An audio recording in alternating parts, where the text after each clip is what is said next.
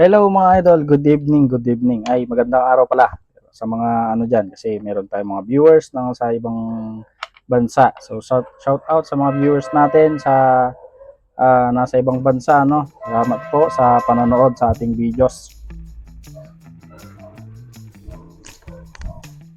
So magandang araw mga idol, no.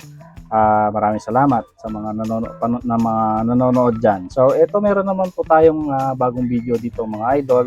So ito ay baterya po ng pneumatic portable tool. Yung pangbaklas mga idol ng mga usong-usong pangbaklas ngayon, ginagamit pangbaklas sa mga motor kasi mas madali nga namang gamitin, no, or mas mapapabilis yung trabaho. So ito mga idol, ang naging problema sa mga pneumatic tool or sa mga power tools ngayon na nabibili na mga hindi branded, yung mga iba't ibang brand dyan, yung mga walang brand mga idol na hindi kilala, no. So ang nagiging problema mga idol kasi ay yung pagkabilis niyang malobat. So meron na tayong naging video na ganitong baterya. Yung ano naman yun mga idol, portable pressure washer, no. Nagpalit tayo ng baterya. So ito naman mga idol, mag-upgrade din tayo ng baterya nito kasi masyado na daw mabilis malobat. So ito nga pala ay pagmamayari ng aking kaibigan. So ito, nakita niya yung ating video at ito nagpunta siya at gusto niyang ipa-upgrade yung kanyang baterya dahil masyado na daw mabilis malobat, no. So dito mga idol, parehas din yung ating gagawin. Yun nga lang po, magkaiba yung ating tatalakayin dito mga idol, no. Malaking pagkakaiba. So hindi lang po tayo basta-basta nagpapalit mga idol ng ating mga baterya, lalo na sa ating mga power tools. Magkakaiba po yung ano niyan mga idol. Hindi lang po tayo basta-basta magpapalit. So napaka-importante mga idol na pinakikinggan po natin yung ating sinasabi dito sa ating mga videos, no. Huwag lang po nating basta panoorin. Okay, so ito yung kanyang battery mga idol. Ayan. Tukatin muna natin kung ilang volts itong kanyang battery. So problema nito mga idol, no, masyadong mabilis malobat. So hindi na nasusulit or hindi na nagagampanan ng battery yung kanyang tungkulin. So hindi na nakakatapos ng trabaho. 20 volts. So ito ay 20 volts na setup ng kamada ng baterya. So hindi ito 12 volts. So naka-series ito ng 4 or 5. Ayan, 5. 1, 2, 3, 4, 5. Okay, so nakaparallel naman siya. Ang kamada nito ay 5S 2P. Ayan, nakaparallel din dito sa baba at naka-series naman pag ganito. Ayan, ito, naka-series siya mga idol. Naka-series ng 5 at nakaparallel ng 1. So 5S 2P. Ngayon masyado na daw mabilis malobat. Problema kasi dito mga idol, yung kanyang battery ay walang label. Ibig sabihin generic po ang battery na ginagamit sa mga ganito. So mas maganda kung meron kayong battery ay meron kayong budget mga idol, no. Tamang-tama yung budget nyo at pabigay naman na yung inyong baterya. Tamang-tama itong video na itong mga idol. Kung mapanood nyo man ang video na to, ay mas maganda na i-upgrade nyo na lang po yung laman ng inyong battery pack. Okay, so ang gagamitin natin dito na battery mga idol ay ito. So dumating na yung ating battery.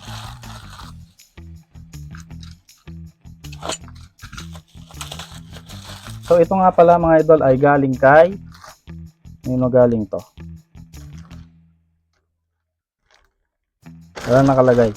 Pero nanggaling ito kay mga idol, kay Power Central. Maraming salamat Power Central sa item mo na battery. Ayan, kitang-kita nyo naman mga idol yung ating battery na nilalagay dito. Ay siyempre naka-box at bagong-bago. So hindi second hand. So dahil nagbayad yung ating kaibigan, yung kaibigan ko ng sapat para may upgrade yung kanyang baterya. So ito, bumili tayo ng bago. So hindi natin to lalagyan mga idol ng ngayon, ng used battery kasi ang gusto niya brand new para sulit. Ito mga idol. So ito ay LR1865LD. So ang specs nito mga idol ay ilalagay ko dito. Ayan yung specs niya. So ang pinaka-importante kasi dito mga idol, kaya lagi kong sinasabi sa inyo na huwag kayong basta-basta nagpapalit ng battery at dapat tugma yung mga battery na nilalagay nyo, dahil importante mga idol yung specification ng battery. Okay, so dito kasi mga idol, dahil power tool ito at masyadong persado yung pag-andar ng motor at sigurado nangangailangan ito ng high ampere discharge sa baterya. So itong battery na ilalagay natin dito ay ito yung specs niya ay 2,500 mAh, at ang importante dito mga idol yung kanyang discharge, kasi ang discharge nito ay max discharge niya ay 30 amperes yung max discharge niya. So pinaka safe na ito para sa ganitong klaseng baterya or pagsasalpakan ng bateryang to ay power tools at talagang persado. So kailangan niya ay high discharge na baterya. Although dito kasi mga idol ay generic, so hindi natin masasabi na hindi iinit ito kapag trumabaho yung impact tool natin, no. So impact tool kasi to, pneumatic portable power tools. So ito yung ating gagamitin na baterya mga idol. So yung pagbaklas natin at yung pagkabit parehas lang naman. Ayan, so ganyan din. I-series din tayo ng 5 at magpaparallel din tayo ng isa. Ayan, so bali 2, 4, 6, 8, 10, 10 pirasong baterya yung gagamitin natin dito. Ayan, so maraming salamat Power Central sa pag-provide ng baterya para dito sa ating project ngayon. 2, 4, 6, 8, 10. Ayan, so meron tayong sobrang baterya. Bumili din ako ng 4 para i-upgrade ko rin kasi yung power tool ko. So sinabay ko na. So ito yung kanyang baterya mga idol.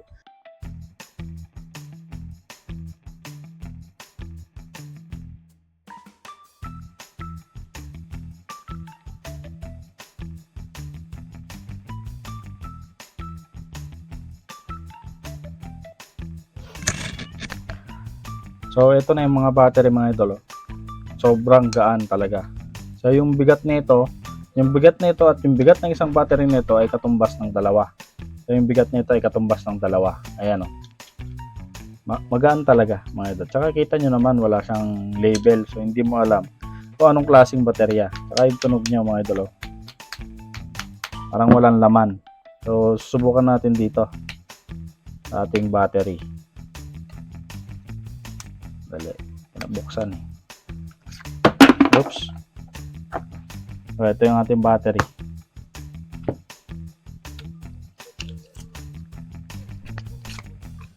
Oh, ito yung isa. Oh. Oh, iba yung tunog mga idol. Oh. Tingnan niyo naman yung tunog. Oh. Oh.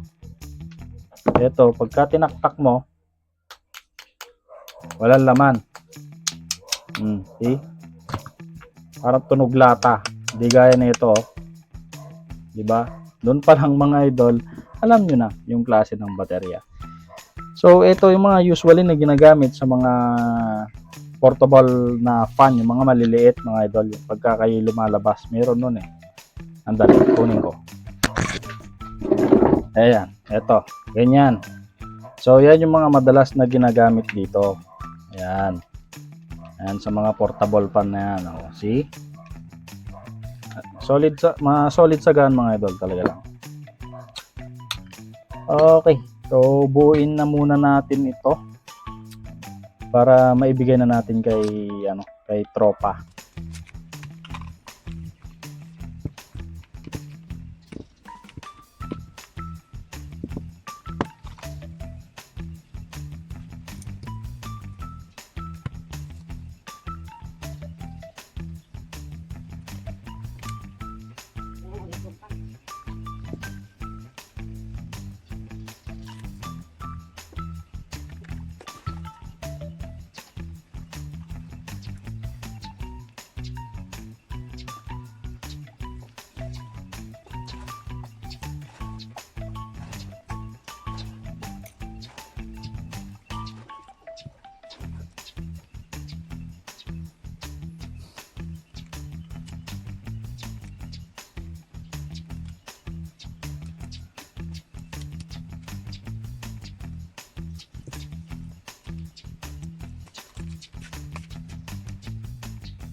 Okay, so na-testing na natin or na-tester na natin yung mga individual cells natin mga idol, no. So far hindi naman sila nagkakalayo lahat ng mga kanilang mga voltage, no. So pwede na itong i-ano, ibuo mga idol, no. So pwede na nating tumbuin. So syempre pagka bubuin na natin, ilagay na natin siya sa kanyang casing, saka natin siya i-series at parallel, no. So itong kamada na to, ito ay tinatawag na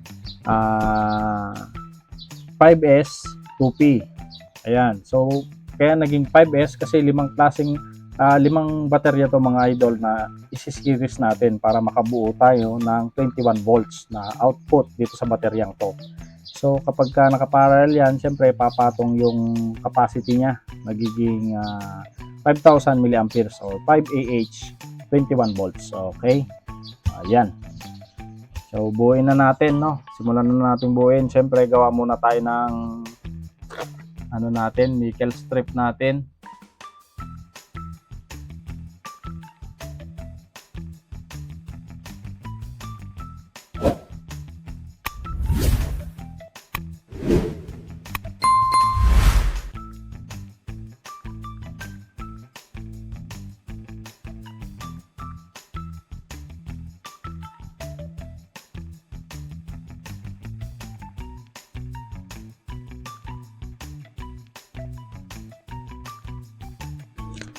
Okay, so ito na yung ating finished product mga idol, no. So ayan na yung ating ginawa.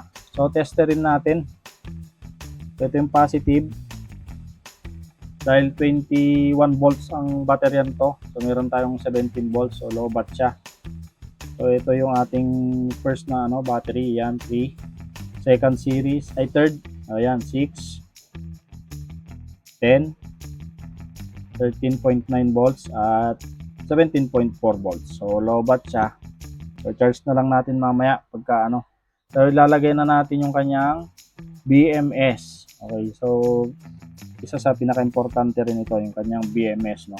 So kung paano nyo tinanggal mga idol, kung saan nyo tinanggal yung battery, doon nyo rin po ilalagay yung kung saan nyo tinanggal yung mga wires nya, doon nyo rin po ilalagay, no. So pero dito ituturo pa rin natin para sa mga para sa lahat, no. So kailangan natin ituro yan. So i-prepare muna natin tong kanyang nickel strip. Lagyan muna natin to ng lead. Okay. So dito sa BMS mga idol, no. Ganito yan. Ganyan yung kabit niya, di ba? Ganyan. So nandito yung ating negative. Ayan yung negative mga idol. Kitang-kita nyo naman, flat. So yung positive natin, ito yung may parang umbok konti, no. So kapag mag-i-start kayo maglalagay ng inyong positive, syempre titignan nyo yan, yung BMS. May label yan mga idol. Ito, ipapakita ko sa inyo. Kasi napaka-importante na ito para hindi kayo malito. Itong negative mga idol ay B negative. Okay? B negative, ibig sabihin battery negative. Dito yan sa negative mga idol.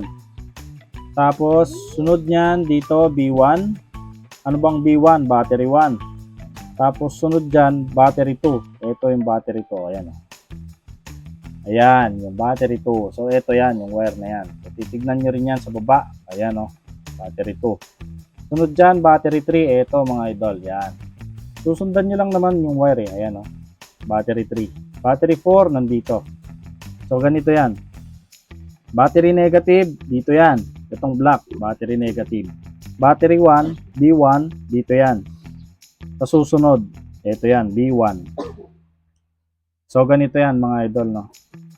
Battery negative, B1, B2, B3, B4, at ito yung battery positive. Ito yan. Kung hindi man battery positive, ito ay hindi, battery positive yan ito. Mga idol, yan. So ito yung pula. Okay? So lagi nyo tatandaan na hindi kayo mawawala dyan kasi meron naman yang label. May label yan. Okay? So lagi nyo tatandaan mga idol yung inyong mga wiring at saka isa pa, kapag nilagay nyo na yung mga wires nyan, Wag nyong hahayaan lang na basta-basta dumidikit kung saan-saan itong mga battery dito sa terminal, dito sa ating nickel strip.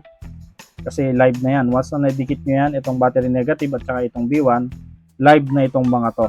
So mayroon ng supply dito sa BMS. So kapag ka nagkamali ng dikit itong B4 napunta sa nadikit sa B2, sigurado dyan mga idol ay mag-short circuit yung inyong BMS at masisira. Okay, so simulan na natin i-wirings to mga idol. Okay, so unahin natin tong battery negative. So syempre dito yan sa negative.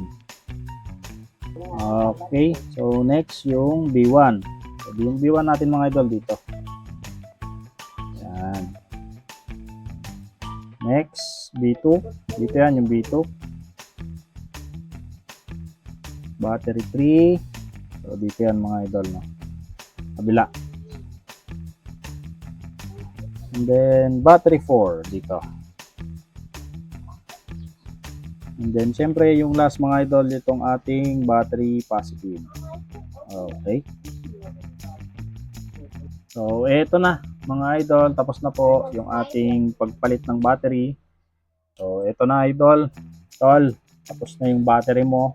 Eto sana tumagal na naman. So ito yung kanyang pinagpalitan mga idol, no. So nilagay ko muna sa papel. Ayan. So syempre babalik natin sa kanya to kasi pagmamay-ari niya to, no. So ganun lang mga idol, no. Sana pinapanood nyo ng buo yung ating mga videos para masundan nyo ng maayos kasi napaka-importante, detail by detail yung ginagawa natin. At saka syempre may kasamang paliwanag yan mga idol, hindi lang basta-basta pinapanood nyo lang. So mas maganda kasi habang pinapanood nyo, may nag-e-explain sa inyo or meron kayong naririnig na explanation para maintindihan nyo yung inyong pinapanood, no. So mahirap na manood nang hindi nyo naiintindihan, na para bang iniisip nyo na lang na baka ganito, baka ganun. So yun yung mga ano natin mga idol. Kaya masyadong mahaba yung ating mga videos kasi siyempre kompleto naman yung ating mga detail by detail kasi mga idol, at saka siyempre meron tayong explanation, no? So yun lang mga idol, maraming salamat sa inyong panonood at sana patuloy po nating suportahan yung ating yung itong channel natin, no, para tuloy-tuloy yung ating videos. So maraming salamat mga idol. Kung nakatulong man itong ating video, no, so hinihingi ko ang inyong opinion sa comment section kung meron kayong mga suggestions. Ayan, so open kayong mag-comment mga idol. So paki-like na rin yung ating video at syempre paki-share at mag-subscribe na rin dito sa ating YouTube channel. So yun lang mga idol, maraming salamat po.